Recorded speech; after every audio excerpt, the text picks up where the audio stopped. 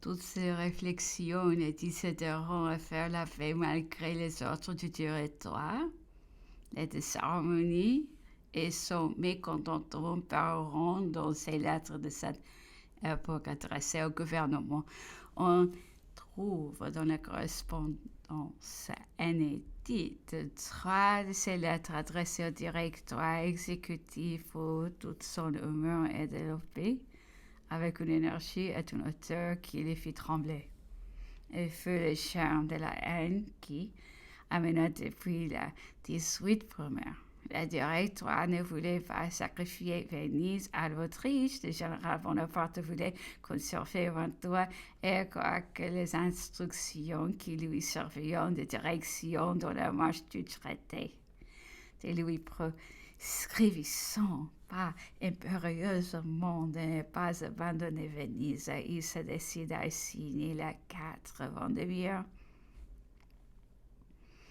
le traité de Passeriano, bien persuadé que le gouvernement n'oserait pas manifester son mécontentement et que la France, heureuse de la paix, couvrirait de ses applaudissements les rumeurs des ennemis du général.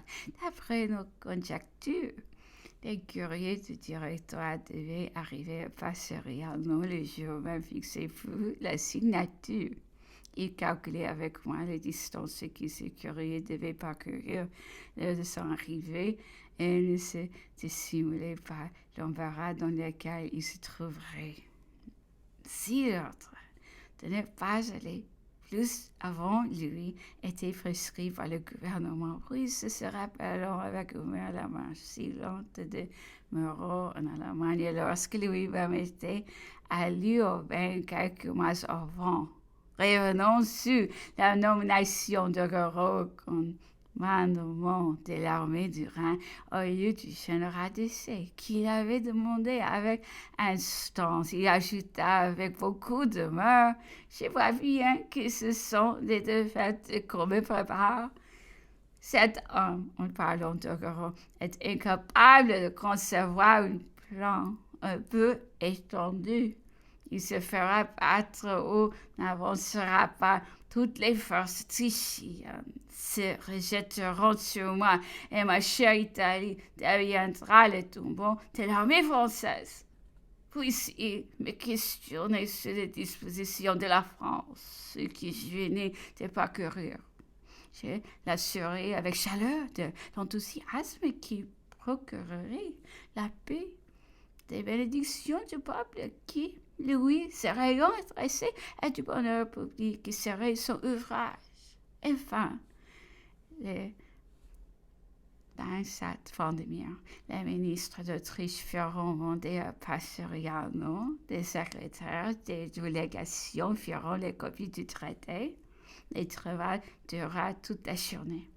Le général était joigné et charmante, plus de discussion. Il resta une partie de la journée dans son salon. Il ne voulut pas même qu'on apportât des bougies quand la nuit fut venue. On s'amusa à causer et même à faire des comptes de revenants comme si l'on eût été en famille dans un vieux château. Enfin, vers 10 heures du soir, on vint lui annoncer que tout était terminé. Il courut au cabinet, signa gaiement et le général Berthier, porteur du traité, était à minuit sur la route de Paris. 12 heures après, le courrier du directoire arriva.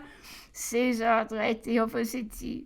Si vous sont arrivés la veille, le traité n'a pas été signé. Dès le lendemain de la signature, le général en chef manifesta au directoire le désir de quitter l'Italie pour venir prendre du repos en France. Mais il était indispensable d'organiser la République cisalpine et de prendre des mesures de précaution contre le pape et le roi de Naples, qui manifestaient encore les intentions les plus hostiles. Une escadre et des troupes avions étaient envoyées à Corfou, à Zante, à Céphalonie, puis s'emparer de ces îles vénitiennes qui avaient été cédées à la France par le traité de Campo Formio, et le général ne voulait pas s'éloigner d'Italie. avant de recevoir des nouvelles de leur organisation. Cependant, M. Puissonc commençait à donner les détails qu'on lui avait demandé sur la disposition des esprits à Malte. Il était parvenu envoyer au général en chef M. N, son ancien condisciple à l'école militaire, est établi dans l'île comme chevalier depuis plusieurs années. Il résulta de ce rapport et des lettres de M.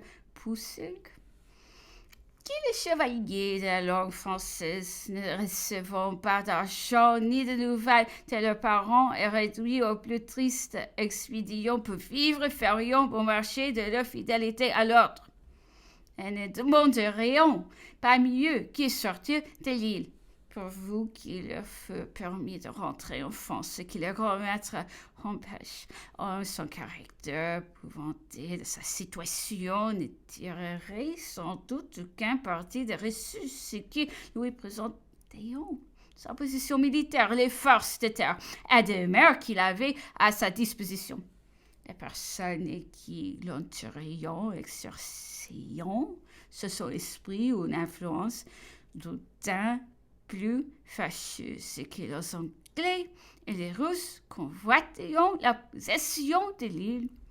Ces derniers avaient console comme d'un esprit audacieux et actif qui épouvantait le gouvernement de ces menaces et jetait le désordre et le froid dans tous les esprits.